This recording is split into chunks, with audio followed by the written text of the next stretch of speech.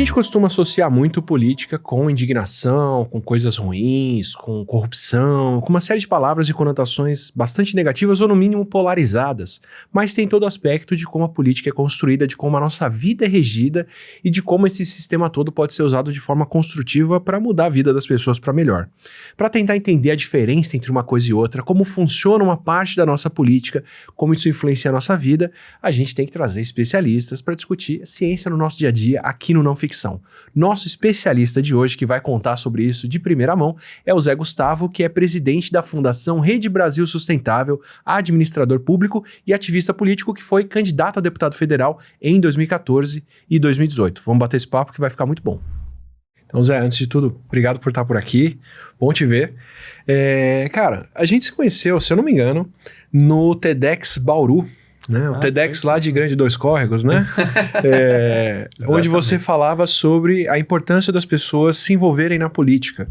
E me marcou muito porque foi uma fala que eu vejo pouquíssimos paralelos até hoje, que foi muito mais entender política como uma construção de país do que como uma defesa de interesses próprios.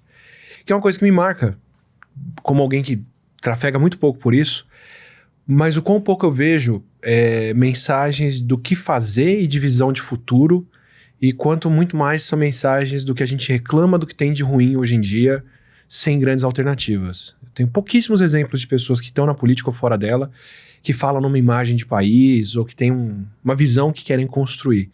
E você tinha essa visão, desde então falava disso, e explicou como é que funciona a política. Eu queria repetir um pouco dessa conversa aqui, e pegar alguns exemplos para a gente entender, do ponto de vista de quem quer construir um país, o que a gente precisa saber. Cara, primeiro agradeço o convite de participar aqui com você. Você é uma referência para mim desde antes. Sou de São Carlos e muitos amigos meus nerds, como eu sou, te seguem há muito tempo. Então, assim, para mim é uma alegria e uma satisfação poder aqui estar com você. E verdade, eu tinha me esquecido, a gente se encontrou naquele TED em Bauru, que foi muito, TEDx, né, em Bauru, que foi muito legal. E eu tenho essa coisa pra mim, eu sou o primeiro da minha família a me formar na universidade, e eu fui fazer administração pública, né? Não tinha tanta clareza do que eu ia fazer, né? Eu prestei administração pública, imagem, som e psicologia, né? Nossa! Então, completamente diferente. Mas quando eu entrei na administração pública, virei uma chave logo nas primeiras semanas, porque eu entendi que o Estado transforma a vida das pessoas, para o bem e para o mal, e eu queria muito estar atuando para transformar positivamente a vida das pessoas. Isso sempre foi um espírito para mim. E quando eu, na universidade, estudando administração pública lá na Unesp, eu entendi que tem dois grandes macro grupos de atuação no Estado, né? Tem a máquina pública e as pessoas que trabalham no Estado, né? Que alguns chamam de burocracia, né? Mas, na verdade, os problemas da burocracia são suas disfunções. Ela, na verdade, é super importante para lidar com macro discussões. E tem a política, que, na verdade, são pessoas que são eleitas ou indicadas por pessoas eleitas para a tomada de decisão coletiva. E a lógica da política é a busca da felicidade do coletivo no coletivo.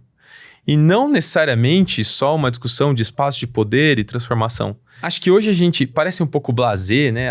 Naive, né? Uma coisa meio... Mas é real, assim.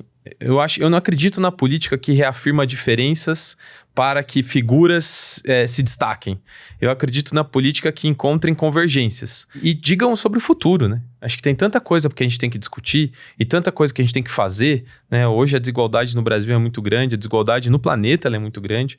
Nós temos aí problemas ambientais graves, uma crise climática que agrava as desigualdades sociais, e o Estado é o grande agente que transforma a vida das pessoas. E o Estado, ele é liderado por essa política e por políticos que precisam ter essa visão e não ficarem se esgrimando e se pegando como a gente vê, né? O Castells, o Manuel Castells, né, que é um grande teórico muito interessante, ele tem uma pesquisa que ele fez uma avaliação, né, que de todas as profissões, se política fosse uma profissão, seria a mais desqualificada.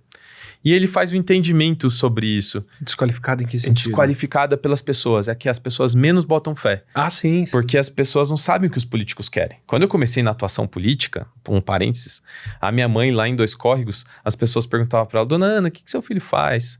Aí ela falou assim, Gustavo tá envolvido com política. Parecia que eu tava traficando drogas, entendeu? Isso é uma coisa horrorosa. Traficando ela ainda podia explicar mais fácil. Seria né? mais fácil. E mais, né? Na época da minha história, né? Eu fundei a Rede Sustentabilidade, sou um dos fundadores da rede, junto com Marina Silva e outras tantas pessoas valorosas. E durante o período da Lava Jato, eu estava muito em Brasília, acompanhando as discussões da rede no Congresso Nacional. Eu, na época, era presidente nacional da rede. E aí, às vezes, minha mãe via na televisão alguma coisa que acontecia, ela me ligava chorando e falava, Gustavo, no que você tá envolvido? Aí eu falava assim, mãe, política não é uma grande empresa em que todo mundo que tá na política está na mesma empresa fazendo as mesmas coisas. A gente tá lá para fazer coisas diferentes. Então, voltando, né? Então, essa história para mim da transformação do coletivo, a busca da felicidade do coletivo, como que a gente faz com que a gente reduza a desigualdade, sabe? A gente trabalhe, de fato, com uma visão de futuro e não ficar apontando coisas do passado que demonstram as nossas divergências e não nossas convergências. Acho que é um pouco disso que quem quiser assistir tem o TEDx nosso, inclusive lá em Bauru, no YouTube, muito legal se lembrar disso. Curiosidade à parte, eu lembro de chegar no TEDx e ver uma fila de carro enorme e falar, nossa, vai... que tem esse TEDx que tá cheio desse jeito? Aí eu passei na frente, era um show do Lucas Neto, e do Felipe Neto. E a gente era chegou, ali também. Tava meio vazio até. Era o TEDx. Foi muito legal, mas foi bem contrastante ali. Foi mesmo, é verdade, eu me lembro disso. Nossa, quanta gente pra ver o Átila. Não, mas eu acho que eu tenho uma trajetória muito parecida nesse sentido de colher muitos benefícios e ter muitas oportunidades pela máquina pública que eu não teria de forma particular. O primeiro da família a fazer universidade pública, o primeiro a fazer pós. Convivo com gente, ter oportunidades que nem essa aqui, que só a educação me trouxe. E acho que também é um pouco mais fácil da gente carregar essa visão florida da máquina pública por vir de uma situação privilegiada. Brancos, homens, que tiveram chance de fazer isso. E mais oportunidades vêm disso do que outros grupos que são muito menos favorecidos pelo Estado, vamos colocar dessa forma, ou que às vezes estão do outro lado. Quem, por exemplo, vê uma viatura chegando e não pensa que vai estar protegido. Pensa o contrário. Mas pensando nisso, pensando em o quão fácil é a gente ter uma visão o quão mais fácil é a gente ter uma visão favorável dessa situação. Eu tenho a impressão de que a maneira como a política é feita, e internacionalmente também, ela é um pouco... A gente tem que descer um pouco a expectativa e entender o que é viável. No seguinte sentido, tem a máquina que vai funcionar por burocracia. Ela envolve concurso, as pessoas estudarem, prestarem, terem um emprego, trabalharem ali. Ok, isso é uma coisa mais sólida. Agora, políticos, tomadores de decisão, precisam ser eleitos. E para ser eleitos, eles vão ter que jogar muito mais com a vontade, a lembrança das pessoas, a intenção delas, do que de fato com medidas, né? Quem chega lá e fala, olha, minha plataforma é transformar tal coisa em sustentável, fazer... Quem fizer uma campanha técnica dificilmente vai conseguir os votos que alguém que faz uma campanha emocional consegue. Então, quanto dá pra gente esperar que isso vai trabalhar pro bem das pessoas, levando em conta que não necessariamente quem quer trabalhar para o bem das pessoas consegue ser eleito. Colocar dessa forma. Não, primeiro essa coisa que você disse é real, assim, né? Tem gente que atua na política que é uma estratégia de sobrevivência. Que se não for a política e o Estado, acabou. Acho que eu consigo ter essa formulação a partir desse lugar meu de privilégio que reconheço. Então, é muito, muito importante você ter trazido isso, porque é real. Essa é uma visão muito específica. Sobre... O Estado, então, tem os políticos que são eleitos, tem a máquina pública e tem o que a gente chama de tecnopolíticos, que são pessoas indicadas por aqueles políticos e que têm uma flexibilidade, que têm um jogo de cintura, entendem como a máquina funciona e tem o jogo de cintura da política. Os formados em administração pública, gestão de políticas públicas, do campo de públicas, eles normalmente estão nesse lugar. Mas você perguntou, e é muito interessante essa coisa do político, né? O eleito. Em geral, a gente divide as candidaturas em 4 grandes eixos. Candidatos territoriais, aqueles que estão muito ligados ao seu bairro, ao seu território.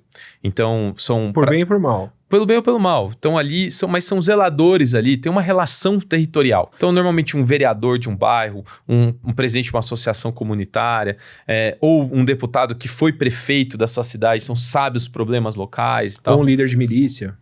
Também, infelizmente. Por outro lado, você tem os candidatos temáticos, aqueles que têm um tema muito forte. Em geral, por exemplo, direito dos animais. Né? Então, pessoas que têm ligação com o direito dos animais e muito vinculado, a maioria das vezes, são o que estão defendendo cachorros e gatos, né? Sério? Muito, uma Sério, quantidade tipo, grande. É um nicho, assim. Quero me candidatar, o que eu posso fazer? Pejorativamente, são chamados de cachorreiros. Sacanagem. Mas são pessoas que têm a pauta do direito dos animais, principalmente de cachorros e gatos. Sério?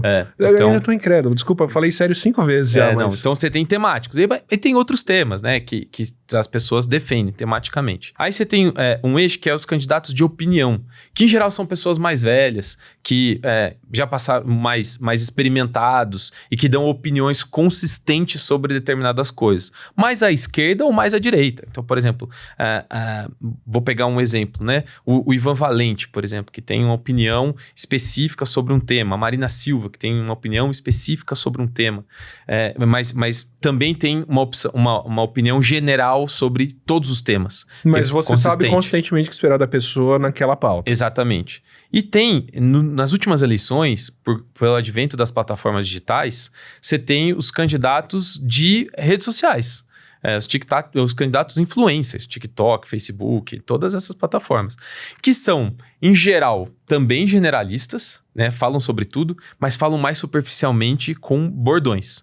Então, a lacração, entendeu? Que é a história da lacração. Então, você lacra porque você tem um vídeo de 12 segundos que vai viralizar. E a representação, qual a lógica do Estado representativo? Qual é que é, né? A gente é muito grande, a gente precisa de representantes que a gente escolhe de tempos em tempo e os acompanha nas suas decisões para representar a gente em determinadas decisões no Estado, seja ela em nível municipal, estadual ou federal.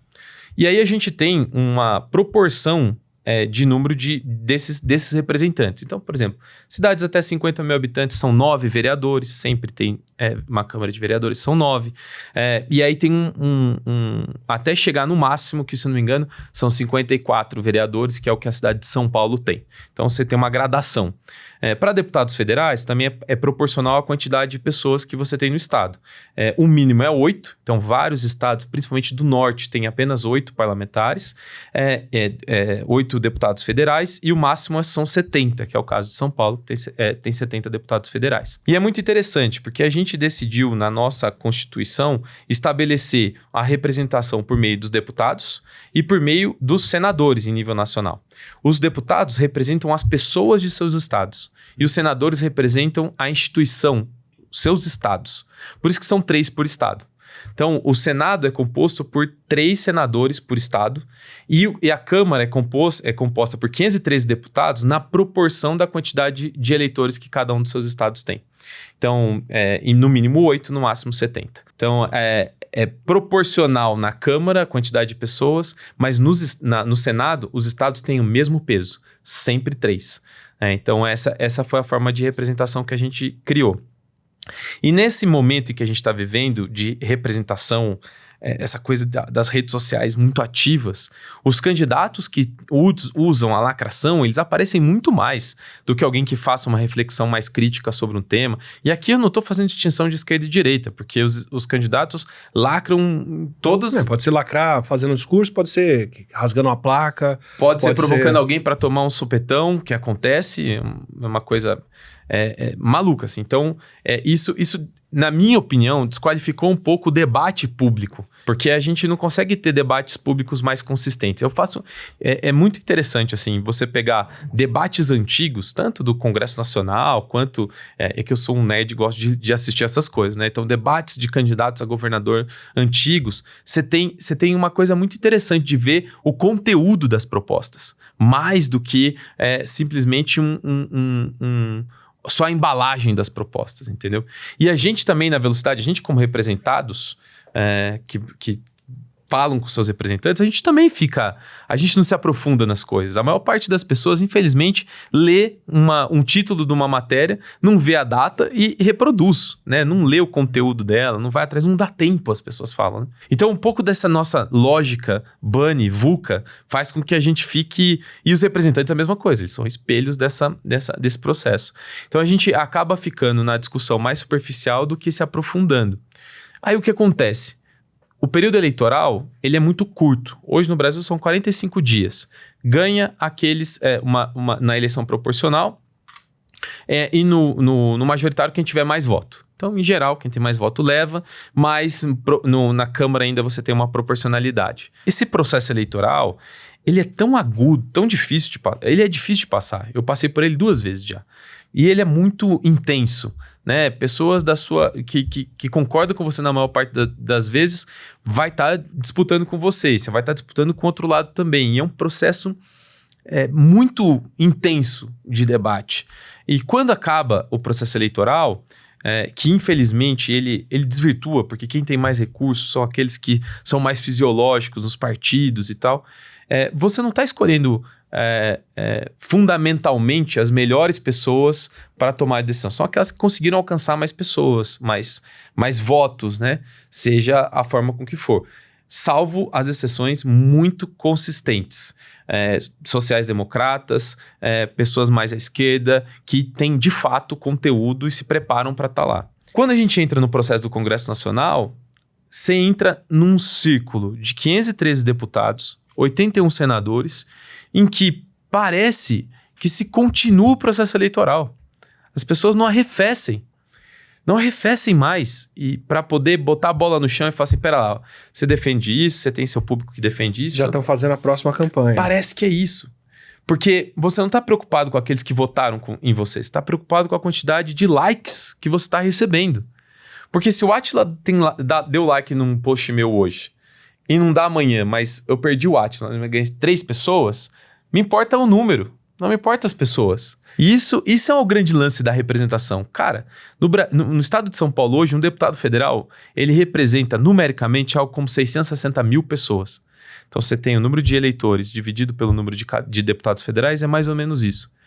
Cara, você tem que, a minha visão de eleito, você tem que estar em relação com essas pessoas, saber o que elas querem e não ficar numa flutuação. E às vezes fazer coisa que elas querem e às vezes fazer coisa que elas não entendem o que está acontecendo e precisam ser pedagogizadas.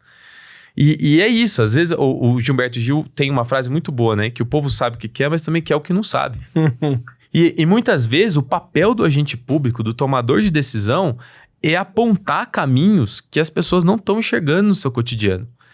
Não é só colher o interesse das pessoas, é claro que é representar o interesse, mas às vezes também é pedagogizar, sabe? Eu vejo uma analogia bem direta com o que a gente passa aqui no YouTube até. Para fazer vídeos, para fazer conteúdo, eu tenho lá 1 milhão de assinantes que me acompanha e eu tenho que atender essa galera.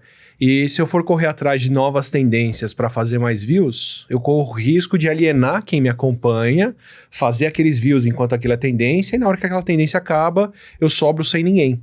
Porque quem me acompanhava não quer aquilo, quem quer aquilo quer outra coisa agora. E aí você dá essa... e ao mesmo tempo, mantendo o interesse dessas pessoas que me assinam e me acompanham, como eu consigo trazer coisas que nem elas sabem que elas queriam saber, né? Como é que eu vou falar de coisas que são importantes para elas? Você surpreende elas, assim. Exato. Para mim é o melhor tipo de conteúdo, assim, falar de um negócio que ou não tinha a ver, ou as pessoas estão até interessadas, mas usar isso de gancho para trazer uma outra lição, uma outra coisa e falar daquilo. Aproveitar esse voto de confiança e trazer algo a mais. Mas dentro disso que você falou, tudo bem, assim, o reflexo negativo dessa disputa por like, essas coisas, pra mim é bem nítido, né? Gente que vai fazer um discurso na Câmara ou coisa assim, que é nitidamente pra postar em rede social e só, né? Tipo, votação do impeachment da Dilma. Eu lembro de ver o pessoal fazendo o discurso, e ninguém tava fazendo um discurso a respeito do porquê estava votando. A pessoa estava anunciando quais eram os valores dela ali, sejam eles quais forem.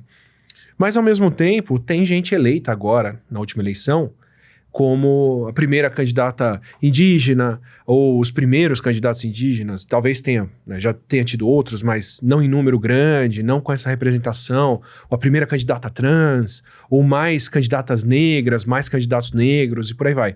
Além de escolhas de governo, mas eleitos mesmo. Não tem esse lado também de repente, dar mais oportunidade para pessoas que, se fossem seguir a via antiga, de votos não estariam sendo eleitas? Eu tenho certeza disso. Eu acho que eu acho que nós estamos vivendo um momento da sociedade que os algoritmos que vão clusterizando a gente vão criando problemas para todas as áreas, né? Acho que você contou um pouco disso aqui, do que você está vivendo, estou falando um pouco da política. O grande desafio é como as pessoas sérias que estão ocupando os cargos, eu dialogo com várias pessoas que estão eleitas, como que a gente faz para qualificar o debate e resolver problemas que importam para a vida das pessoas. Então, assim, para além desse superficial da polarização que prejudica o debate público, elege boa parte das pessoas que, cara, não estão preocupadas de fato com o interesse público, estão interessadas nelas mesmas, no ego delas, qualquer coisa que o valha. Como que essas pessoas que estão lá e têm consciência, como que elas podem de fato trazer resultados positivos? Acho que esse como que atravessa essa bolha, sabe? Como que, assim como vocês escolhem conteúdos que às vezes surpreendem os seus assinantes, as pessoas que assistem, como que na política se surpreende também e consegue entregar uma coisa com qualidade, sabe? Então, acho que tem muito desse debate. Tem um livro muito interessante. Tem alguns livros nesses últimos períodos que falam sobre essa coisa da polarização que nós estamos vivendo. Um é o Como Morrem as Democracias, do professor...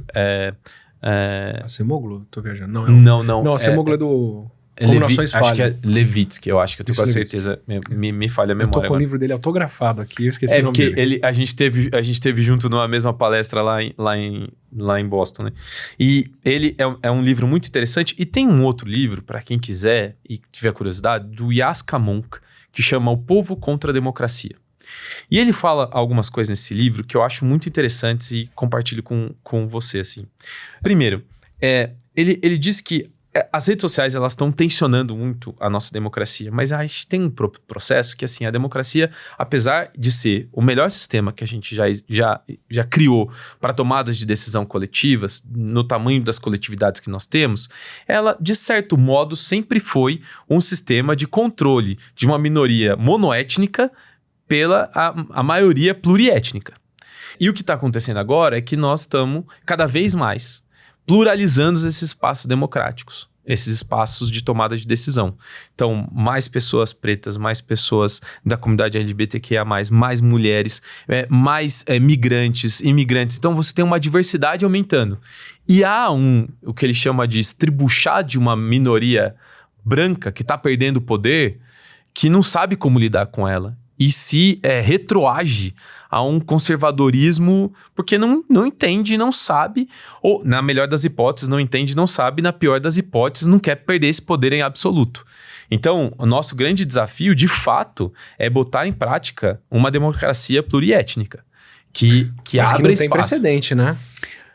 Os mecanismos que a gente tem hoje podem dar espaço para isso, e a gente vê a ocupação. Então, por exemplo, é inacreditável, mas a Joênia Wapichana foi a primeira deputada indígena eleita na história do Brasil e foi só em 2018. Até o início dos anos 2000, não tinha banheiro feminino no plenário do Senado.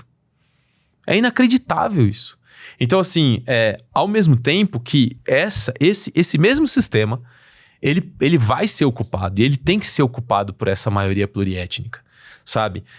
Por pessoas que viveram na pele, nas suas vidas cotidianas, ocupando esses espaços, e esse tensionamento é natural. A política é o espaço do tensionamento dos coletivos. Então, ao mesmo tempo que eu digo, né, que as redes sociais, elas criam esses clusters, e as pessoas querem reafirmar as diferenças para se afirmar para o seu público, o espaço dos institucional, dos plenários das câmaras, do Senado e da Câmara dos Deputados, ele é um espaço de tensionamento natural. Ali é onde acontece a sinapse da democracia, onde os diferentes têm que tomar uma decisão, se sim ou se não, e ali acontece esse tensionamento. E é nesses espaços que a gente cada vez mais, que na minha opinião devem ser ocupados cada vez mais pela maioria pluriétnica do que por essa minoria que sempre ocuparam essas tomadas de decisão. Eu lembro de ler, antes da eleição de 2022, no meio de 2022, no começo, do pessoal comentando sobre o que estava acontecendo nos Estados Unidos, que eles tiveram 6 de janeiro lá, né? O pessoal invadindo, tentando tomar o poder e tudo. E algumas falas do pessoal falando, olha, tem que provar que o Biden roubou essa eleição. E se ele não roubou, mesmo assim ele não merece. E a conclusão era, para esse grupo, entre reconhecer que a democracia elegeu uma pessoa que eles não querem, eles preferem abrir mão da democracia. Então, é um pouco disso também, né? Tipo, você começa a ver outros entrando nesses espaços e é melhor concretar o espaço e fechar ele do que ter que conviver com essa diferença, né? Mas falando de lugar de fala, quando alguém pensa um negócio desse, é porque ele se entende do lado do poder. Claro. Não do lado do quem tá conquistando o poder. Quando alguém que defende ditadura reclama das condições em que é preso e fala que a prisão é subhumana, que a comida é ruim e não tem Wi-Fi, essa pessoa claramente estava achando que numa ditadura não era ela quem ia ser presa. E é muito sério isso, porque acho que tem acontecido a velocidade com que as coisas têm se transformado, ela é muito rápida. E que bom que algumas coisas são rápidas mesmo. E há uma ruptura, de certo modo, de capacidade de entendimento de vida em sociedade geracional, assim. E a gente precisa... e a política é esse espaço de dialogar sobre isso. E parte dessas pessoas são amantes de um passado que nunca existiu, mas na verdade, uma forma de se proteger quase, porque elas não conseguem enxergar uma outra coisa. E aqui eu tô tentando ser generoso, porque não tem generosidade com esse povo, sabe? Porque se não entender que nós estamos num espaço onde as pessoas que vivem em periferias são assassinadas, são mortas, e essas pessoas que estão aqui nos centros ou em cidades do interior, cara, não tem tempo, você tem que entender agora, entendeu? Como que a gente faz esse processo de transformação? Ao mesmo tempo que a tomada de decisão, ela é no voto. Então, a gente precisa criar vasos comunicantes de tentativa de trazer parte dessas pessoas. A gente precisa olhar assim, né? Para mim, o bolsonarismo, e aí é uma visão muito particular minha, para mim o Bolsonaro e o bolsonarismo representa o que há de mais atrasado, o que a gente deveria tirar, execrar da política brasileira. E aí você não tá falando dos valores, você tá falando de como agem. De como agem, exatamente como agem. Agora, a última eleição... Desculpa, eu falo isso que eu tô reparando que você não tá falando do conservadorismo, você tá falando desse grupo de pessoas. Desse grupo, exatamente. Só que a última eleição, o presidente Lula ganhou por 1% dos votos. Eu não acho, de verdade, que nós temos 49% de pessoas fascistas no Brasil. Ao contrário, nós temos pessoas que votaram no Bolsonaro que não tinham outra alternativa. Eu acredito que a direita no Brasil precisa ter lideranças que sejam mais qualificadas do que o bolsonarismo. Porque o bolsonarismo acaba fazendo de um jeito e atrai esse povo. Esse não é um espaço... O espaço democrático de debate sobre diferenças, ela precisa estar amarrada em alguns valores fundamentais. Como manter democracia. Como manter a democracia. Como a integridade humana. Nenhum líder que se preze negligenciaria vidas humanas como aconteceu nesse último. E não é admissível que as pessoas se submetam a essa liderança. Não é admissível. A não ser que elas se vejam no lugar que vai ser favorecido aí, né? Talvez sim. Então, por isso que eu acredito, eu me considero uma liderança progressista, participo de discussões progressistas, mas sinto falta de lideranças mais à direita, com conteúdo e consistentes, que a gente possa dialogar e divergir. Porque não tem nem divergência. O que o bolsonarismo é para além de direita e esquerda. É uma coisa que, assim, é um espaço que... a partir do momento que você não considera a democracia, você não tá aberto ao diálogo. Então, você não deveria estar disponível a fazer o debate. E, com certeza, haters vão dizer o seguinte, olha aí, ele tá falando que tem que acabar... O Bolsonaro não poderia falar. Não é isso. O cara não acredita na democracia. E eu conheço o Bolsonaro desde 2008. Ele era uma chacota dentro do Congresso Nacional. Ele era uma chacota. Ele se rebelou nesse processo e agregou... pessoas, e esse debate o Castells faz também, ressentidas por estarem perdendo poder, por não estarem crescendo, conseguindo comprar coisas. O Monk fala isso no livro dele, que os rednecks nos Estados Unidos, que são... não gostaria de chamar de caipira, porque não são os trabalhadores do campo, eles estão estabilizados na capacidade de compra deles há 30 anos. E eles se frustram porque eles não conseguem comprar. Então eles são ressentidos. Tem um ressentimento que a gente precisa tirar. Pelo menos de algumas pessoas que eu não acho que fazem parte desse grupo mais radical, entendeu? Aproveito para fazer essa paradinha na conversa aqui para lembrar você de assinar o canal, para assim você recebe os próximos episódios do Não Ficção e os vídeos do canal em geral. E para quem já se inscreveu, lembra de repente se tornar um membro, uma membra, mandar um valor demais. Esse apoio faz muita diferença pra gente aqui. Deixa eu aproveitar que você está citando vários autores aqui e tentar participar da conversa nesse nível também. Tem um livro muito bom que eu ouvi tem alguns meses, chama The Revolt of the Public, que é do Martin Gurry.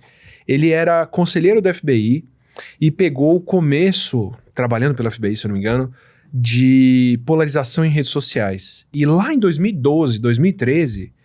ele começou a falar justamente do que era essa revolta do público surgindo em redes sociais, e ele fez uma predição de boa parte dessa polarização e desses ataques todos que a gente andou vendo nos últimos anos. E tem uma coisa que ele falou que eu achei bem presciente, que ele fala, olha, o problema é que essas redes, elas criam espaço para as pessoas se revoltarem, falarem dos problemas que elas têm, mas é muito difícil desses grupos revoltados se organizarem para construir alguma coisa. Eles geralmente são grupos que querem destruir. Em alguns casos é destruir uma instituição, ou destruir uma lei, ou destruir uma norma, alguma coisa que faz mal para as pessoas. Por exemplo, a maneira como a polícia americana atuou matando negros por um período atrás. Falou, o problema na política é que se essas pessoas são eleitas e tudo que elas estão falando é o que tem que ser destruído, elas não conseguem construir e fazer alguma coisa depois. E quando você fala que quando sua base de votos tudo que tem aí tá errado, é muito difícil de você falar o que tem certo em cima disso, né?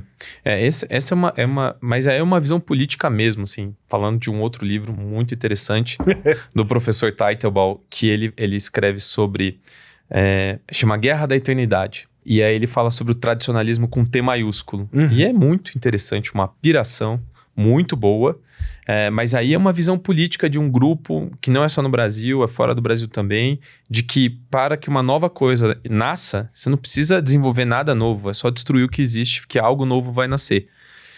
Eu discordo plenamente disso, e a democracia faz parte dessas coisas que têm que ser destruídas, né? Algumas das pessoas, inclusive, são, é inacreditável, mas anti-iluministas.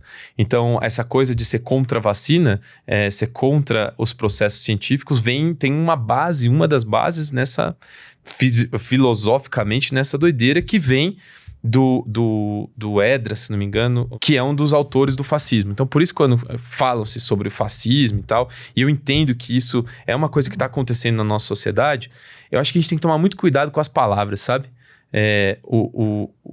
Tem um autor brasileiro que ele fala sobre essa coisa. Tipo, se a gente ficar gastando as palavras, a gente, quando acontecer de verdade, a gente não vai saber como usar, entendeu? Então, assim, sim, de fato, existem grupos que evocam princípios nazifascistas no Brasil.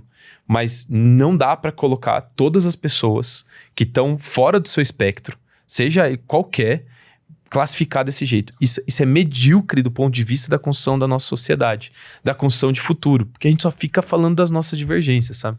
Inclusive tem um vídeo nosso aqui que é o que é o fascismo explicado, que é uma conversa com o professor de Yale que escreve o que é o fascismo. Então assistam ele, dando a definição para ver o que encaixa e o que não encaixa. Mas falando em destruição de instituições, falando em como funciona a nossa política, o que faz diferença na vida das pessoas, vou pegar uma situação recente, pandemia, quando a gente tinha o governo federal falando, vai tudo abrir, vai todo mundo pra rua, nada vai fechar, e aí foi o STF e falou, olha, estados e municípios podem decidir se vão abrir ou se vão fechar, o quanto vão abrir, o quanto vão fechar.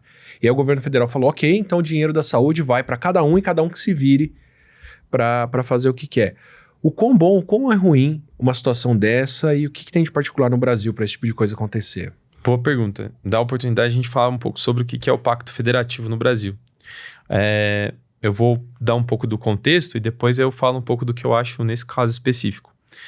O Brasil hoje tem 5.570 municípios, 27 estados e o Distrito Federal, né? Então, essa é a composição.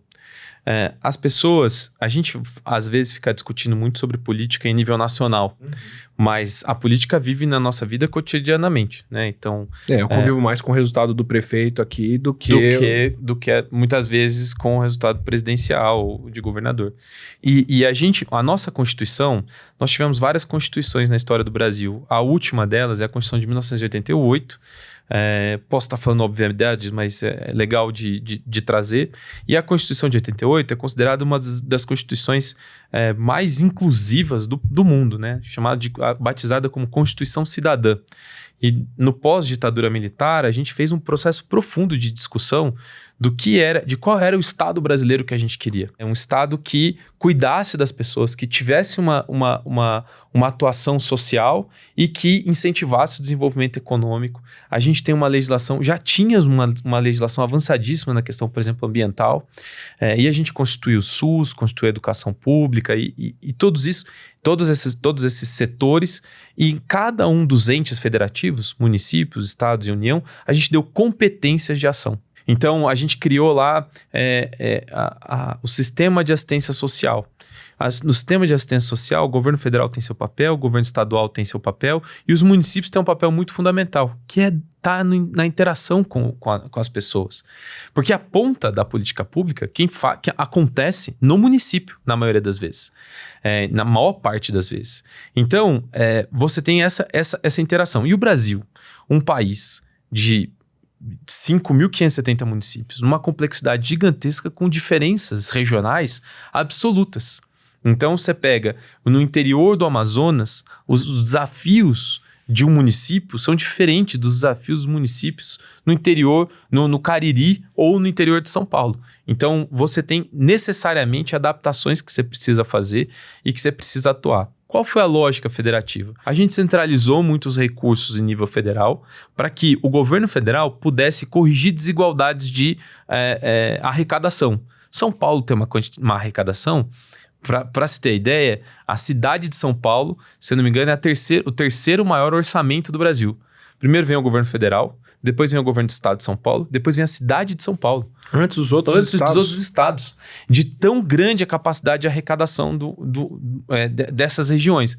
Então, o governo federal centraliza os recursos e distribui mais adequadamente, inclusive para regiões que não conseguem ter arrecadação. E é por isso que existe o Pacto Federativo, né? Para tratar os diferentes como desiguais. Então, você consegue privilegiar alguns lugares que estão diferentes. Então, as políticas públicas, no Brasil, elas têm essa complexidade. Quando a gente toma uma decisão em nível federal, a aplicação delas em nível local depende de uma capacidade administrativa e de recursos que tenho e de uma linha orientativa para fazer sentido no Brasil como um todo. Então, é por isso que a gente organizou desse modo. Nós temos uma discussão federativa hoje acontecendo, tanto do ponto de vista tributário, né? O sistema tributário brasileiro é super complexo e ele é tão complexo, se ele fosse mais simples e a carga tributária fosse até um pouco maior, até um pouco menor, talvez a gente arrecadasse mais. Alguns especialistas em orçamento defendem isso. Então, quando você tem uma política pública em nível nacional, você tem uma coordenação nacional para essa política pública. Quando você empurra e fala para os estados, para os municípios, façam do jeito que vocês quiserem, você tem um descompasso. E aí quem se prejudica no final é as pessoas na ponta, que se confundem, não entendem. Teve uma época que o pessoal falava, pode sair em alguns lugares, não podem sair em outros, e virava uma confusão, e aí abre espaço para guerra de narrativa. Você não tem uma orientação clara para as pessoas, você não tem uma orientação uníssona, você cria divergências, sabe? Posso dar um exemplo próximo aqui. No litoral de São Paulo teve um monte de cidade que falou, vamos fechar, e aí uma cidade fala, a nossa não vai fechar, vai ter festa. Aí vai todo mundo pra festa naquela cidade, volta doente, aí as outras têm caso e tá vendo? Não adiantava ter fechado. E mais uma vez, né, é tão... Bom, é absurda a questão da pandemia. Nós perdemos 700 mil pessoas e a gente falava sobre isso num determinado momento, né? O Brasil é o país com maior capacidade de vacinação, talvez, do planeta. Se a gente tivesse tido uma força-tarefa com vacinas, talvez a gente tivesse tido, assim, primeiro que a maior parte das pessoas poderiam ter sido salvas. E mais, a gente tá no front do mundo, né? A gente podia estar na liderança. Se vacinou aqui? Oi? Pessoal, os líderes de movimento antivacina são vacinados. São vacinados. Pra Covid. Então, assim, a velocidade com que a gente consegue... Você me disse, né, uma vez a gente estava conversando, que teve uma campanha de vacinação que a gente conseguiu vacinar 10 milhões de pessoas em um curto espaço de tempo. Foi um fim de semana, um feriado, assim. Um feriado. Então, assim, e isso é possível por quê? Porque hoje a gente tem uma distribuição muito enraizada de postos de saúde, o SUS é muito forte. mesmo com os ataques, e isso é um processo de institucionalização de políticas públicas, mesmo com políticos eleitos tomando a decisão de tentar quebrar uma estrutura de Estado, as políticas públicas institucionalizadas se seguram. Apesar dos tomadores de decisão, o SUS sobreviveu por conta dos servidores públicos. Por mais que aconteceu um ataque e uma tentativa de desconstrução dos mecanismos de fiscalização ao combate ao desmatamento, o IBAMA sobreviveu e está aí numa velocidade muito rápida se recuperando. Por mais que o presidente da República quisesse entrar com colar caríssimo, um fiscal foi lá e falou, não, isso é uma impropriedade, é ilegal. Um fiscal, bastou um. Então, é muito interessante como o Estado, a gente tem uma visão muito negativa e pejorativa da política e do Estado. E é real, o Estado, uma pessoa também pode atrapalhar, mal intencionada, pode atrapalhar muito, né? Mas, ao mesmo tempo, o Estado pode ser a saída. Olha o que foi para você, para mim. Somos frutos da universidade pública que, se tivéssemos que pagar, nossa família não teria dado conta. A gente estaria fazendo qualquer outra coisa da vida. E não teríamos conseguido. Então, assim, estamos falando de nós, mas tantas outras pessoas que conseguem. Então, acho que o Estado tem esse papel fundamental. Agora, tem as suas disfunções, a burocracia e tudo mais. Por exemplo, posso dar um exemplo aqui? Poucas pessoas sabem, né? Mas uma das diferenças, grosso modo falando, entre a administração pública e a administração privada, é que na administração privada você pode fazer tudo desde que não seja ilegal. Na administração pública, tudo que o servidor tem que fazer está descrito na lei. Até mesmo a discricionariedade. Quando ele pode tomar decisão, está escrito lá, aqui o servidor público pode tomar decisão. Mas, em geral, todo o procedimento é como se fosse um código de computador em que diz o que cada coisa tem que acontecer. Por isso que se chama de máquina pública. É previsível o que cada servidor faz. O que ele pode e o que ele não pode fazer. Pois bem, nós temos na interação da máquina pública com a política uma série de mecanismos para que as políticas públicas possam ser formuladas, executadas, avaliadas e depois reformuladas novamente. E uma dessas ferramentas interessantes é o orçamento público. Você não pode sair comprando. Você vai comprar alguma coisa para você vê o que é mais barato, vai lá e compra. No setor público não é necessariamente assim. Passei tão mal na universidade já por causa disso. Então. Tinha que ter 3 orçamentos. Os laboratórios sofrem cotação, muito. Tem coisa que você não consegue mais de um orçamento que só uma empresa traz, só um grupo faz. Às vezes o que é mais barato não é o melhor para você comprar. Você vai levar meses para comprar um negócio. Tá tudo ali, atravancando a pesquisa, como a gente sempre fala. Então, essa é uma disfunção da burocracia. A burocracia, ela existe para para evitar que aquele sujeito não privilegie um fornecedor ligado a ele e ganhe alguma vantagem para isso. A disfunção dela prejudica o trabalho, por exemplo, de contratação de laboratórios. Então, essa é uma... Agora, o orçamento público, todo o dinheiro que ele é decidido de modo... ele tem uma lei a ser cumprida. Então, e é muito interessante, porque essa lei é de 64. 4.320/64 determina como é a definição do orçamento público brasileiro. Você tem, primeiro, a cada 4 anos, é feita um PPA, um plano plurianual. Então, quando você está terminando o mandato, é engraçado isso. Você manda um PPA que ele vai durar por 4 anos. Então, o PPA de agora foi desenhado lá atrás. O último...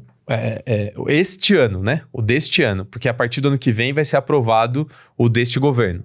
Porque é sempre um ano para frente. Ele dura 4 anos. Então, o PPA deste governo vai ser aprovado este ano e começa a vigorar em 2023. Não, 2024. Aí, o que acontece? Todo ano, o governo fala. O executivo fala para o Congresso Nacional ou o executivo fala para a Câmara de Vereadores. Quem é o executivo?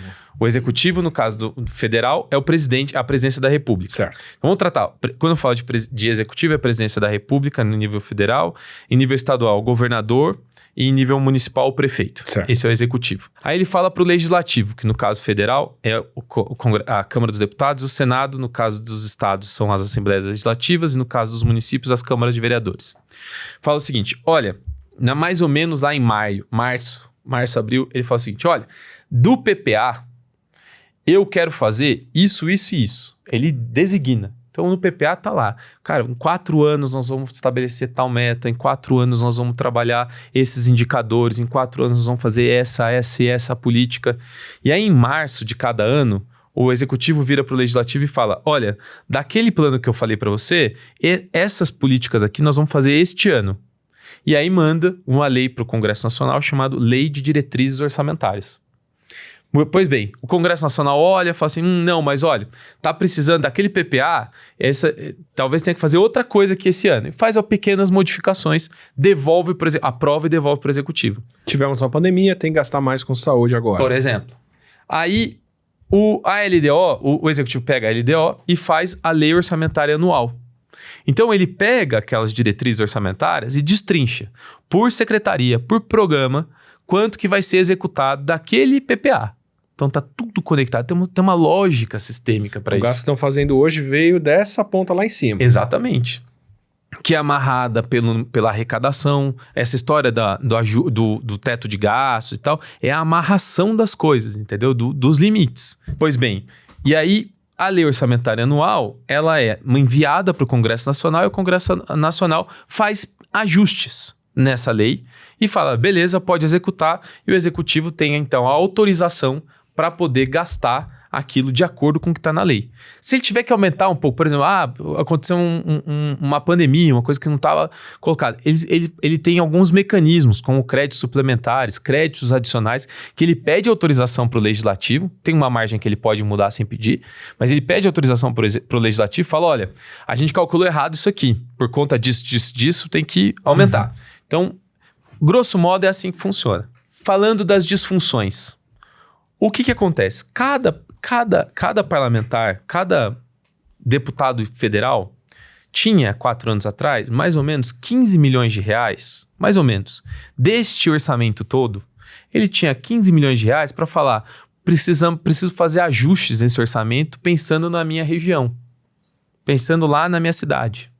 Então, ele pegava e fazia uma emenda parlamentar, que tinha no máximo, que ele podia usar mais ou menos 15 milhões de reais.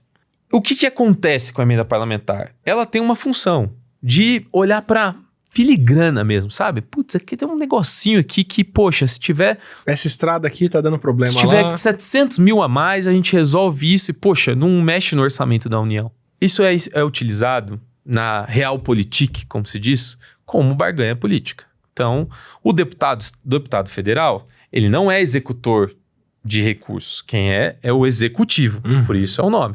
Ele é legislativo. Ele legisla e fiscaliza a execução dos recursos. Mas o que acontece é que ele vai lá para o interior e fala, olha, essa vicinal aqui, 700 mil reais que a gente passou, é obra do deputado X. E aí ele troca, ele faz esse mercantilismo. Olha, o cara ganhou ele trouxe para cá, o deputado, então você tem uma... Esse hospital fui eu construir. Tem uma relação muito clientelista, objetiva, do deputado direcionando dinheiro para suas bases parlamentares. A gente entendeu num determinado momento que metade desse dinheiro tinha que ir só para a saúde, para que os parlamentares não ficassem fazendo o que quisessem. Então a gente definiu que metade tinha que ir para a saúde. Então vai para posto de saúde, vai... Pior do que uma obra inacabada é uma obra que não precisava ser feita, né? Porque ele é feita só para ter a inauguração, para ter esse clientelismo. Então essa relação territorial, e lembra que eu falei no começo que a gente tem alguns tipos de candidatura? Esse candidato territorial, ele necessita muito dessas emendas parlamentares para manter a base. Essa é uma disputa visceral nos territórios. Então, ele usa esse dinheiro para reafirmar o seu nome o tempo todo.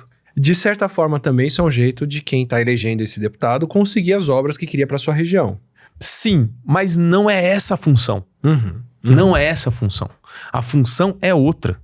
Então, a obra devia ser uma articulação do executivo municipal, do prefeito, com o executivo estadual e com o executivo nacional. E não um deputado estadual garantindo isso, atravessando e sendo... Ele vende uma eficiência em troca de votos, entendeu? Que não necessariamente ela é boa para a saúde da democracia. O que aconteceu nesses últimos anos? O valor das emendas parlamentares aumentou muito. Hoje, um deputado federal consegue indicar até assim, pode chegar muito mais do que isso, mas 60 milhões de reais.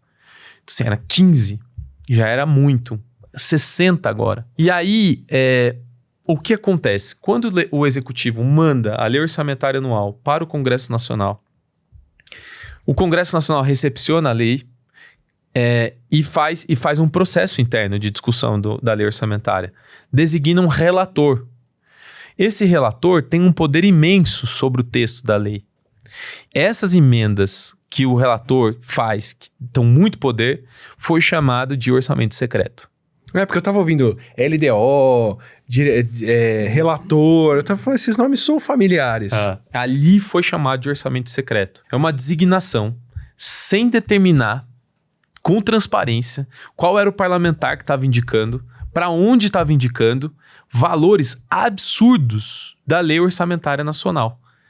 Então, a gente tem um desvio de finalidade do que seria a lógica de uma emenda parlamentar por uma emenda de relator completamente não transparente, e foi por isso, o Lira tem dito, pode ser que quando você publique essa nossa conversa, já o orçamento secreto esteja sendo discutido, porque o Lira tem dito, que é o presidente da Câmara dos Deputados, que o que foi chamado de orçamento secreto foi as emendas de relator específicas, RP6, é muito técnico isso, RP6, e que era por falta de transparência, mas que ele poderia fazer com que o relator tivesse outros tipos de emenda e voltar. Por quê? Porque o parlamentar, eles designam esse valor, conseguem manter uma base, porque um parlamentar pede ao relator mais dinheiro para o seu território. Esse dinheiro é indicado em troca de uma fidelidade nas próximas votações do ano todo. Deixa eu entender o processo, então. Você tem, sei lá, a presidente vai lá e fala, vou destinar 20 bilhões para educação. Aí passam a lei dizendo, ok. E tá tudo regido lá embaixo. Vai tanto para escola, tanto para faculdade, tanto para isso, aquilo, não sei o quê. Aí vai alguém e fala, não, minha região não estava sendo bem atendida para outra coisa X, eu preciso de 50 milhões de reais. E pede uma emenda que vai tirar esse dinheiro e desviar para aquilo. Mais ou menos, porque tecnicamente o que acontece é o seguinte, chega o orçamento na Câmara dos Deputados. A Câmara tem poder de modificação desses valores. Então, o que exatamente acontece é que pode sair da educação, mas pode não sair da educação. É isso que eu ia falar, esse relator decide de onde esse dinheiro sai? Eu não sei bem como que estava, eu não vou saber exatamente se ele decide de onde que sai. Mas a questão é que pode ser que fique na rubrica da educação. Só que a forma da execução e para onde vai fica amarrada já na lei orçamentária pelo pedido de um deputado. E aí vai para as escolas que esse deputado elegeu. Exatamente. Ali. E não necessariamente são aquelas que as evidências mostram que precisam de recurso. O que isso me acende vários alertas dizendo que esse deputado pode ter chegado na região e falado, olha gente, eu vou mandar tanto para cá, tanto disso é meu, tanto disso vira voto, tanto disso vai só para esse prefeito que é meu amigo, que vai fazer campanha para mim, e tanto disso volta para quem aprovou. Eu tô viajando. Eu tenho muita dificuldade de falar que é isso, não, porque não tá... Mas não isso, mas que abre a possibilidade. Abre a possibilidade, isso é claríssimo. E aí você tem casos. Você der um Google aí, orçamento secreto, casos bizarros, você vai ver no Google. Tem casos que, por exemplo, assim, compras de dentadura. Tem compra de mais dentadura do que tem de gente morando na cidade. Então, assim, tem no mínimo alguma coisa errada aí, né? No mínimo, vamos ser no mínimo. Mas, em geral, você destina recursos para lugares que não necessariamente... Assim, eu tô falando assim, do ponto de vista republicano, o bizarro é esse não republicano, que é essas coisas. Mas eu acredito em política baseada em evidências. Você tem recursos limitados... O Maquiavel diz que o príncipe ou o tomador de decisão pública, ele é o condottiero, o soldado que tem uma espada na mão e decide quem vai morrer primeiro, né? É horroroso essa imagem. Mas é isso. Então, assim, você tira dinheiro da educação e põe na saúde, você está dizendo que as pessoas mais velhas vão viver mais, porque você está bem grosseiramente falando, e as pessoas mais jovens vão ter menos oportunidades, vai diminuir a produtividade, vai crescer menos o país. Você faz o contrário, você investe mais em educação, você pode dizer que fala, olha, pode ser que tenha a longevidade seja limitada, mas você vai construir um futuro. E a gente, quando pega o dinheiro do orçamento público e decide que são deputados que vão decidir a maior parte dos recursos, não a maior parte, mas uma quantidade absurda de recursos, em troca de seus votos em outros temas, a gente não está tendo clareza para onde esse dinheiro está indo. Não é baseado em evidência, em necessidades, é baseado em relacionamento político. Quão diferente é isso para alguém que não acompanhou nenhum dos dois? Quão diferente é isso do mensalão, por exemplo? É bem diferente. Por quê? É uma forma institucionalizada de você fazer a troca do voto do parlamentar por recursos financeiros. O mensalão ficou comprovado, e pessoas foram presas por isso, que parlamentares recebiam dinheiro para eles mesmos em troca de votos deles no Congresso Nacional. E que ordem de grandeza esse dinheiro? O mensalão foi mais ou menos algo como 108 milhões de reais. Total? Total. Ou por político? Não, total. Total. Então o parlamentar ganhava na pessoa física dele. Aqui, o orçamento secreto, o parlamentar está direcionando para uma base dele. Se ele vai fazer algum tipo de processo de corrupção, como ficou demarcado em alguns lugares, em que ele vai mandar para uma prefeitura, a prefeitura vai fazer um processo licitatório em que esse cara vai receber uma parte desse dinheiro... Aí são outros 500. Aí é outros 500. Então, assim, é um processo mais institucional, ou seja, para quem quiser lucrar na pessoa física, ele é mais danoso, é mais longo, mas é possível. Diferente do processo no mensalão ou no petrolão também. Então, assim, você tem processos que eram dinheiro, aí era dinheiro tipo assim, fulano de tal, eu te pago e você vai votar comigo nesse... Era mais curto, né? Uhum. Então, aqui é um processo mais longo e de certo modo, não é claro isso, mas algumas lideranças políticas mais fisiológicas, fisiologismo eu digo que pessoas que estão interessadas diretamente em continuarem sendo eleitas, tomarem decisão e controlar essas coisas. Controlar essas coisas, elas defendem que o processo do orçamento secreto ela é mais institucional, é mais republicano. O que eu discordo, porque toda tomada de decisão pública ela precisa ser transparente e precisa ser claro para que a gente possa fazer o processo de controle social. Quando ela não é clara, a gente não tem como controlar. Que ordem de grandeza que movimentou o orçamento secreto, assim? O orçamento secreto, até o final de 2022, foram 54 bilhões de reais, mais o orçamento de 23. Que a gente sabe. Não, o orçamento secreto, até final de 2022, foi 53 bilhões. O que é secreto é o destino, mas não não destino, quanto foi. Não quanto foi, porque a gente sabe que o orçamento é limitado, então você não sabe direito o destino. Você pode saber até o destino, mas não sabe quem foi que indicou para que chegasse naquele destino. Então essa é a diferença. Eu vou fazer uma balança agora, onde está todo mundo errado, mas eu quero pensar no resultado desse processo. Não estou querendo legitimar nada disso, concordo com você 100% que transparência é muito melhor entender de onde para onde esse orçamento vai, faz toda a diferença. Inclusive, foi o que viabilizou coisas como a CPI da Covid mostrarem que estavam tentando comprar vacina a preço superfaturado, de fornecedores que não são fornecedores de verdade, por aí vai. Então, acho fundamental isso para a gente ter um mínimo de convivência num país. Né? Mas, você tem uma coisa, vou usar esses números, quero fazer essa balança. Mensalão, claramente ilegal, favorecendo pessoas físicas, seguindo o que você contou, com 108 milhões comprometidos. E todo o compromisso de votos que isso aí gera e toda a distorção que essa manipulação política vai gerar. Ok. Aí você tem o orçamento secreto do outro lado, com uma coisa muito mais institucional, feita dentro da lei ou nos termos da lei, com desvios do que nunca aconteceu antes, mas, né, usando instrumentos que são legítimos, vou colocar assim. Gerando um prejuízo de 54 bilhões de reais, mais as votações distorcidas e tudo que outro.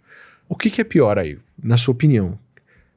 Fazer uma coisa ilegal que movimenta esse valor ou fazer uma coisa legal que movimenta esse? O que você acha que prejudica mais a democracia? Não vou dizer o que é melhor.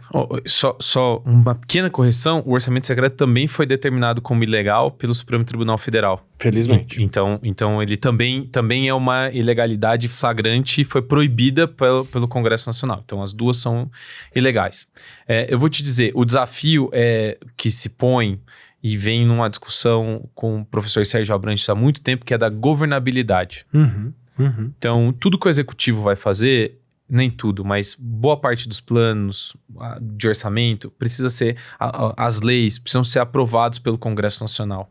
E quando nós criamos a separação dos poderes, né, o judiciário olhando para os processos judiciais, equilibrando ali as tomadas de decisão e sendo guardião da democracia, o legislativo representando as pessoas ou os estados, como a gente falou, e o executivo para executar uma visão de política pública que a maior parte das pessoas em processo eleitoral decidiu, você impõe um tensionamento que a gente chama de governabilidade. O executivo fica na mão do legislativo de certo modo não é um da mão, mas é um contraponto.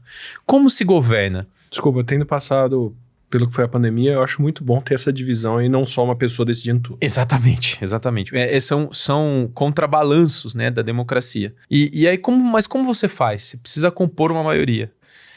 Você tem uma maioria... E é um questionamento muito difícil de lidar, né? Quem assistiu Lincoln, por exemplo, as decisões que o Lincoln tomou e às vezes até comprando parlamentares para tomar uma decisão correta, impõe um paradoxo muito grande para nós, né? Então, dado que o Congresso Nacional tem uma parcela que está pensando só nos seus benefícios diretos, como que lida com isso? Né? Na minha opinião, nenhuma das duas formas. Eu acho que essa coisa de você não tem menos pior, entendeu? Você está numa situação merda, mas uma situação muito merda. Entende? Tipo, a discussão é péssima. É desvio direto do que a gente está vendo aqui. Então, assim, o montante, ele não dá para dizer qual é menos pior, entendeu? O desafio da governabilidade está dado. Está dado. Como que é a lógica que a gente faz? A gente tem os partidos políticos que compõem seus blocos e o governo deveria dialogar com os partidos políticos, trazendo ele para dentro do executivo, trazendo eles para dentro do executivo para que possam executar políticas públicas ligadas às suas plataformas. Esse é o ideal na ciência política, como ministros. Então, você convida um ministro de um partido trabalhista para uma pasta do Ministério do Trabalho, porque os parlamentares atrelados a ele vão vir para a base do governo. Essa deveria ser a lógica. Mas num mundo, e tem um texto recente do professor Sérgio Abrantes falando disso, que você está diminuindo o número de partidos, o que é positivo, porque o executivo fica com mais facilidade de negociar, só que os partidos estão perdendo a coerência. E as pessoas estão ficando cada vez mais individuais. E aí o executivo tem que lidar individualmente com cada um dos parlamentares. E rede social facilita muito isso, né? E aí entra na discussão que a gente estava fazendo de tipo, como é difícil o momento que a gente está vivendo em vários aspectos da vida, não só da política, né? O que o Bolsonaro fez? O Bolsonaro, como presidente, ele primeiro tentou negligenciar os partidos, então vou construir minha base a partir das bancadas. E aí trouxe a bancada da bala, a bancada do boi, a bancada da Bíblia, a bancada evangélica da Bíblia. Então, ele foi negociar com as bancadas para assim ter a maioria. Não deu certo. Os líderes partidários que têm força no Congresso Nacional estocaram o Bolsonaro e falaram assim, não, você tem que discutir conosco. E o que ele fez? Ele pegou e terceirizou todo o relacionamento político, todo o governo, todo o executivo. Tem alguém muito bom que faz o relacionamento com o legislativo. É preciso fazer. É preciso atender os parlamentares, é preciso conversar com os parlamentares, é preciso convencer os parlamentares. É um processo de diálogo. Hoje, por exemplo, o ministro Padilha faz isso. Faz muito bem nesse diálogo. No passado, você teve outras pessoas que, em geral, é a Casa Civil que faz isso no governo federal. O Bolsonaro terceirizou para o Congresso Nacional. Vocês toquem aí. Parece que ele recortou, falou assim, deixa a gente fazer isso aqui e vocês toquem aí. 53 bilhões de reais é muito dinheiro de um orçamento, do nosso orçamento. É muito dinheiro. Então, assim, é quase um parlamentarismo. Né? Para quem está acompanhando e não sabe, né? Hoje nós somos um presidencialismo. Né? Nós discutimos em 92, a nossa Constituição pôs em 92 um plebiscito para saber se a gente ia ser parlamentarista ou presidencialista. Monarquista também, não teve? Teve monarquista também. Aí tem os monarquistas até hoje. Inacreditável, mas temos. Convido os monarquistas a ver o que os democratas receberam de tratamento no Reino Unido na coroação agora. É verdade. E aí Aliás, o que os republicanos, desculpa. Os republicanos, né? E aí a gente em 92 teve essa discussão e venceu-se o presidencialismo. A população quis o presidencialismo. Tudo bem. Então, quem tem as ferramentas de execução do orçamento, quem tem as ferramentas de execução de políticas públicas, quem tem as ferramentas é o executivo e não o legislativo. O legislativo, como a gente já disse aqui, é uma casa que legisla, ou seja, cria leis. E a produção de leis no Brasil é uma coisa impressionante. O pessoal fala, o cara passou 4 anos sem produzir uma lei. Às vezes é bom, porque a insegurança jurídica que a quantidade de leis no Brasil cria é absurda também. Não é tão positivo isso, ficar numa produção legislativa infinita. E um outro papel do legislativo seria fiscalizar os trabalhos do executivo. Quando você põe que os parlamentares estão direcionando mais 50 bilhões de reais de um orçamento, você está dizendo que é esse legislativo que está executando. Quais são as ferramentas? Porque acaba sendo o Ministério XYZ direcionado que vai executar. Mas quais são as ferramentas de fato pensando num ciclo de políticas públicas, que é formulação, execução, monitoramento e avaliação, é possível ser feita? Nenhuma. Mas isso também te isola dos casos de corrupção, porque aí ela vai ficar estourando na mão dos outros e não... Dos parlamentares? É. Mas os parlamentares, eles só não fazem a execução. É um aliado deles que vai receber na ponta. É eles, no final das contas. É um prefeito, um vereador dificilmente. É um governador, um prefeito, que é aliado dele que vai receber esse recurso.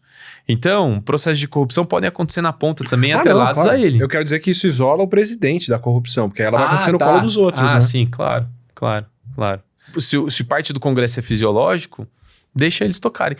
Porque não se queria, de fato, presidir o país. Queria-se ter um cargo. Não era presidir o país. Presidir o país, tem alguém que diz que presidir é a arte de não deixar seus meninos se matarem. E política é a arte do possível. Né? Então, presidir o país com gente responsável, seja de mais à esquerda ou mais à direita, é gente que cria políticas públicas, entendeu? Privilegia políticas públicas mais voltadas à sua visão ideológica, acompanha políticas públicas, entendeu? Traz para si a responsabilidade. Quantas vezes a gente viu governadores, prefeitos e presidente da república se eximir da responsabilidade? Isso aí não sou eu. É seu ministro, é seu secretário. É sim você, é sua responsabilidade. E aí se confunde muito na política o que é CPF com o que é CNPJ.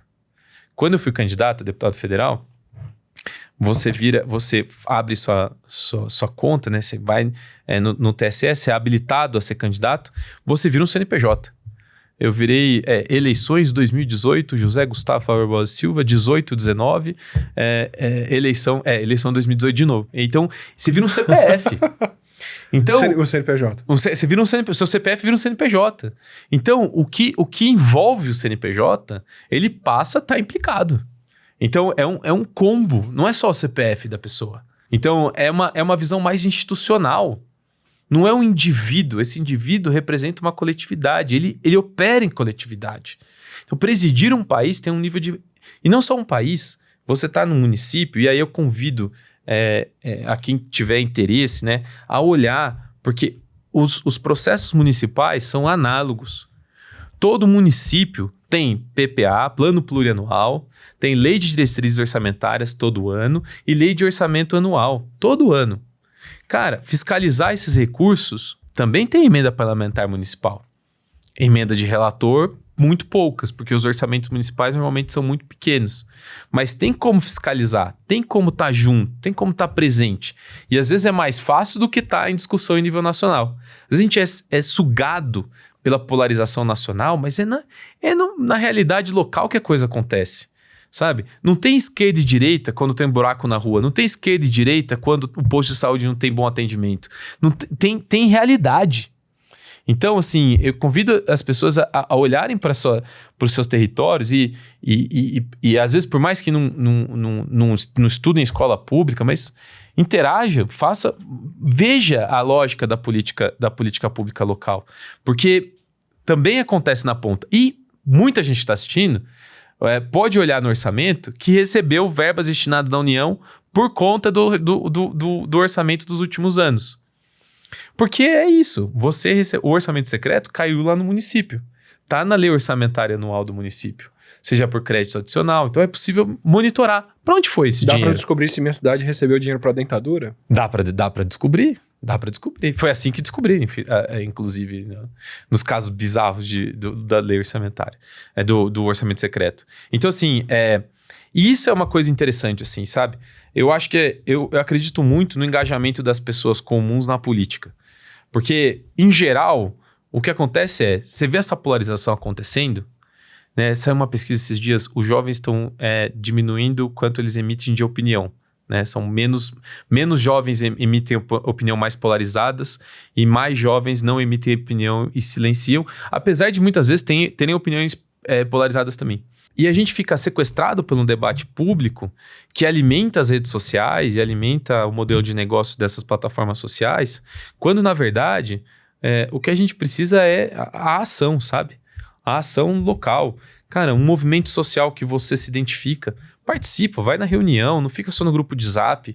Ação, sabe? A ação é que transforma. E a ação no local. Nos locais onde você atua, nos locais onde você se percebe. Muita gente fala... Na minha campanha de 2014, eu tinha uma tag que era Ocupe a Política.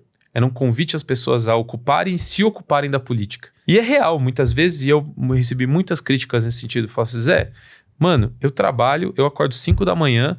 Fico 3 horas no transporte, trabalho 8 horas, mais 3 horas, não tenho tempo, velho. Não tenho tempo, e é real. Agora, se você tem e não tá dedicando isso, como você tá dedicando esse tempo? Entendeu? Tipo, é sua responsabilidade também. Então, como que a gente faz para, primeiro, aliviar, inclusive para que essas pessoas possam atuar na política? A política não pode ser um espaço de poucos. A democracia pluriétnica é dos nossos grandes desafios. Como que a gente atua e ajuda a transformar a realidade que a gente está vivendo e não fica só assistindo ou rapidamente se engajando em falas polarizadas e de títulos de embalagem, sabe? Para a gente terminar com uma lição para levar para os próximos anos, vai? A gente tem eleição ano que vem, então tem tempo ainda e cabeça fresca para pensar nessas eleições. Daqui a 3 anos tem eleições de novo também. Em quais eleições o meu voto faz mais diferença na minha vida? Para quais cargos? E como eu acompanho quem vai ter boas plataformas para esses cargos? Sabe aquilo que você me perguntou? O que é pior? Se era o mensalão ou orçamento secreto, eu disse que não tem pior. Onde impacta mais? Eu vou dizer, não todas impactam igual. Acho que a vida das pessoas acontece no município, mas tem muita gente, por exemplo, na periferia da Grande São Paulo, que mora no município, vota no município, mas vive a vida em outro município.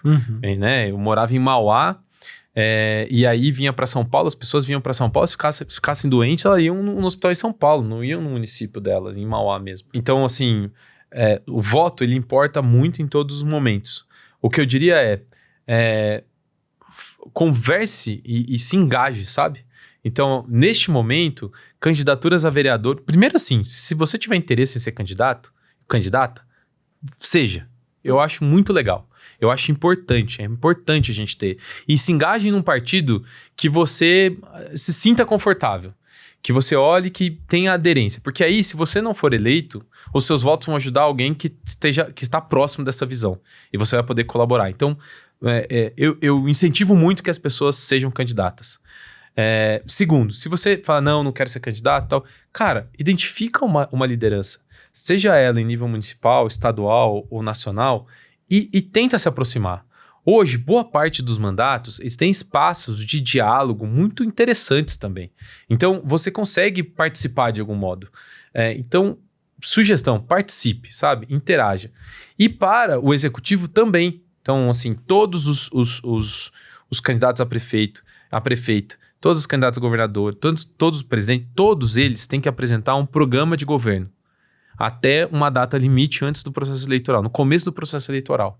É obrigatório hoje, por lei. Isso é muito interessante, porque você pode ver, de fato, quem tem proposta, quem não tem proposta. Não fica naquela história assim, não sei se chegaram a ver no debate de 2022 de Eduardo Leite contra esqueci, o Onyx Lorenzoni. O Eduardo Leite pergunta para ele e fala assim, candidato, qual é a sua proposta sobre... Não, o Onyx vira para ele e fala assim, Eduardo Leite, mas sua proposta sobre a Previdência, eu não me lembro exatamente qual era o tema, é muito ruim. Aí o Eduardo Leite fala, não, a gente pensou isso por conta disso, deu uma explicação lógica. Eu falei, e a sua proposta? A resposta dele foi, melhor que a sua. Mas qual a sua proposta? Melhor que a sua. Virou um meme isso, assim, melhor que a sua. Cara, qual é o conteúdo? O que as pessoas estão propondo de fato? Então, vai estudar, vai ler, sabe? E outra, participa. Em geral, esses processos de formação de programas de governo começam a acontecer a partir do final desse ano, começo do ano que vem. Você vai ter pessoas que vão estar debatendo sobre isso. Então, participa, entra. E às vezes você não vai conhecer ninguém, chama um amigo, uma amiga para ir junto, debate. Tem uma questão que você está incomodado, vai, coloca, discute. Eu acredito muito em as pessoas irem cada vez mais se ocupando da política. Mesmo que seja num espaço curto de tempo, mesmo que seja fazendo pouca coisa, mesmo que seja só se perguntando, será que eu estou replicando isso pela embalagem, pela lacração? Ou o que eu acredito a partir disso? Talvez essa seja um passo mais simples e que faça toda a diferença na hora do voto. Maravilha.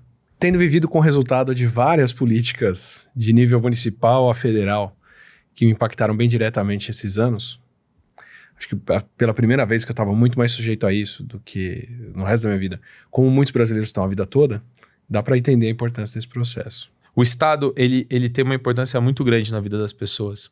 E às vezes a gente negligencia, empurrando só para que os políticos tomem decisão. Tá errado. A gente tem que se ocupar desse espaço, de fato. Seja por sobrevivência, que algumas pessoas têm, seja por responsabilidade. Não dá para deixar isso em aberto. E eu particularmente acredito numa visão de Brasil que é de um Brasil politicamente democrático, economicamente próspero, socialmente justo, ambientalmente sustentável e culturalmente diverso. Eu acho que essa para mim é uma visão de Brasil, assim, sabe? E isso é que me motiva a atuação que a gente faz na Fundação Rede Brasil Sustentável, que eu faço conversando com pessoas que eu discordo, que estão num outro espectro político, mas desde que sejam democratas, dá para dialogar e tentar construir sinapses da democracia para que a gente tenha uma inteligência melhor para esse nosso Estado. Fantástico, fantástico. Obrigado pela oportunidade, Adson. Obrigado mesmo. Adorei. Espero que você tenha curtido a conversa com o Zé Gustavo. Pense em se candidatar, de repente, a síndica, síndico, candidato da sua região, do seu estado, por aí vai. Ou pelo menos se informa. É bom a gente continuar acompanhando as pessoas que a gente votou mais do que só no período da eleição, né? Tiro boas lições dessa, espero que você tenha curtido também. Se você quer mais conversas como essa aqui, aproveita, se inscreve no canal, assim você recebe os próximos episódios. E se você curte, já está inscrita, já está inscrito, pense em mandar um valeu demais pra gente ou se tornar um membro. Esse apoio dá todo o suporte pra gente poder continuar tendo essas conversas por aqui.